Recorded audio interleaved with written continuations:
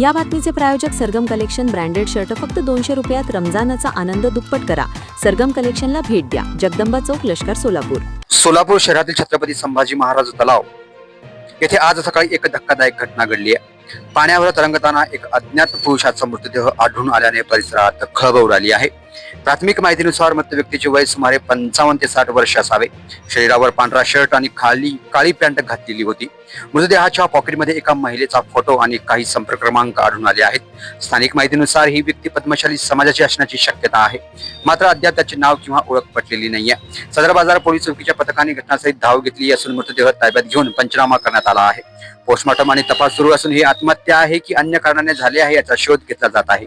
सोलापूर कट्टा न्यूज या घटनेवर सतत अपडेट देत राहील. ओळख पटल्यावर किंवा नवीन माहिती समोर आल्यावर आम्ही त्वरित माहिती देऊ.